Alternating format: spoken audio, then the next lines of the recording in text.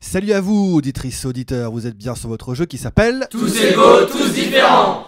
Et oui, le public nous accueille ici au lycée Descartes Maupassant de Fécamp. Ravi de vous retrouver, vous l'avez entendu, un public en folie, comme d'habitude, pour jouer à notre jeu. Mais attention, comme d'habitude, il y aura des concurrents, il y aura des scènes avec des hommes et des femmes. Qui aura le pouvoir, qui aura tort, qui aura raison, car oui, on parle bien de discrimination dans Tous égaux, tous différents. Ah, le public est là, toujours fidèle.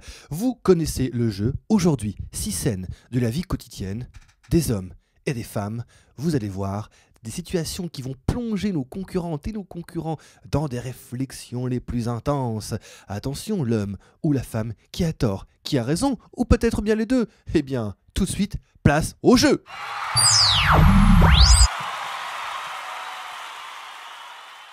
Première scène. Nous sommes dans un hôpital. Une infirmière, tranquillement, lit ses dossiers. Quand tout d'un coup, l'interne, le chef, que dis-je, le grand ponte de la chirurgie, arrive et voilà ce qu'il se passe. Infirmière, vous foutez quoi là? Je lis mes dossiers. Non, lui infirmier. Il va lire les dossiers. Oui, je vais lire les dossiers. Vous allez ramasser la bonne flaque de vomi que le patient a fait là-bas. Et vous, que feriez-vous à la place de l'infirmière? Elle écoute le docteur Dylan. Très bien. Alors, action. Non, hors de question. Je suis infirmière, pas femme de ménage. Pourquoi ce serait à moi de faire ça alors que je suis occupée? Lui n'a rien à faire. Quoi donc? Vous êtes une femme, vous avez l'habitude. Non, j'ai l'habitude de lire mes dossiers. C'est quand même pas un mec de faire ça. Le public a raison. Et non, elle n'a pas écouté le docteur Dylan. Et c'est parti pour la seconde scène. Nous sommes dans un lycée. C'est une fille dans une équipe de handball, un sport où il y a plein de garçons. Elle est seule face à tous ces hommes. Et voilà ce qu'il se passe. Passe-moi la balle, Thomas. Et moi Passez-moi la balle, les garçons. T'es nul, tu sais pas jouer, t'as pas assez de force pour tirer, t'es bonne à rien. T'es qui pour me dire ça? Et vous, que feriez-vous à la place des garçons? Bah moi je jouerais avec la fille parce qu'elle est aussi forte que les gars. Penalty! Vas-y, je le fais. Trop tard, je le tire. Non. Wow, elle a marqué. C'était ni la bonne ni la mauvaise réponse. En effet, si les garçons ne lui ont pas passé la balle, elle a pris la balle. Et but! Allez, on enchaîne tout de suite avec la troisième scène. Attention, toujours dans un lycée, un garçon seul dans une classe de filles. Ça donne quoi? Eh bien, à peu près ça. Nico, tu fais quoi? Ah, ça m'énerve les trucs de filles. Tu veux qu'on parle de quoi? Je sais pas, d'autres choses. Ça va pas nous aider. Très bonne note, Nicolas. Un 16 sur 20, une fois de plus. Oui, j'ai une bonne note, mais je suis seul avec toutes ces filles. Je préfère avoir des moins bonnes notes, mais être dans une classe de garçons. Et vous, que feriez-vous à la place de garçons? Bah moi à sa place, avec ses notes, je continuerai. Eh Nico, la honte, t'es le seul garçon autour de filles. Et tu sais ce que ça veut dire? Ça veut dire quoi? Bah à force d'être avec des filles, tu vas en devenir une. Ah non, parce que de toute façon, je change de filière.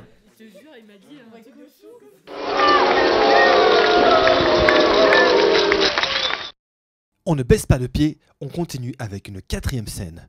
Une femme rentre chez elle, la porte claque.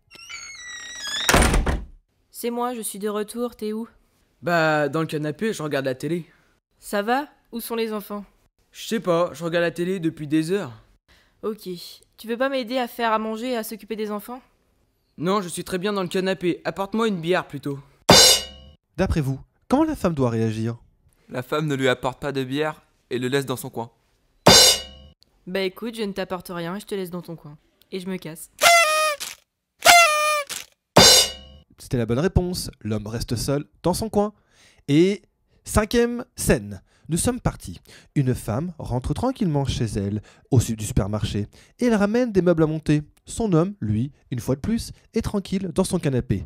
Mais ça ne se passera pas comme ça. Tu ne peux pas faire autre chose de tes week-ends que de regarder la télé? Tiens, va monter les nouveaux meubles. Je le ferai demain. Tu me dis toujours ça. 3 mois plus tard, c'est toujours dans les cartons. Monte-les-moi au lieu de t'affaler dans le canapé. Ne me prends pas la tête, je rentre du taf, je suis crevé. C'est ton boulot de monter les meubles, c'est pas le mien de faire ce genre de choses. Oh oh, mais d'après vous, comment l'homme va réagir? Il monte le meuble et il se tait. Je te propose un deal, tu montes le meuble et je fais le ménage. Ok, on verra comment sera fait le ménage. Ah, tiens, mauvaise réponse. C'est curieux. Finalement, l'homme fait le ménage et la femme monte les meubles. Et pourquoi pas? C'est le moment, c'est l'instant, c'est notre dernière scène.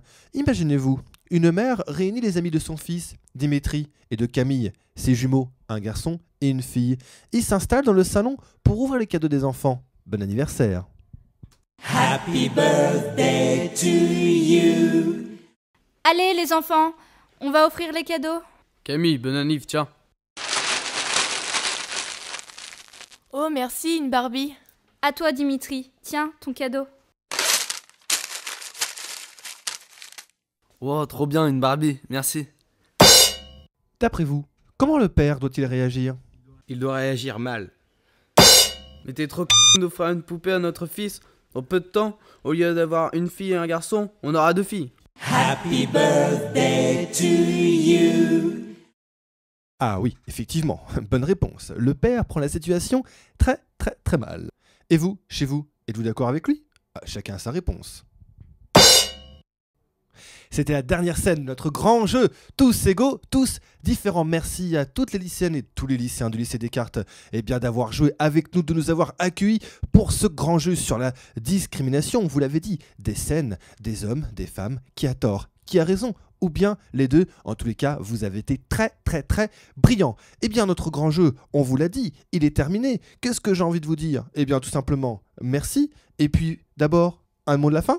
Au travail, À la maison. À l'école. Mais surtout, La discrimination homme-femme. C'est partout. Ah oui, effectivement, ça c'est un sacré mot de la fin. Merci de nous avoir fait réfléchir sur la discrimination, car c'est bien le but de notre grand jeu. Tous égaux, tous différents. Et oui, ça se passe comme ça, ici, au lycée Descartes Maupassant, à Fécamp. Et à très bientôt, on l'espère, pour notre grand jeu. Tous égaux, tous différents.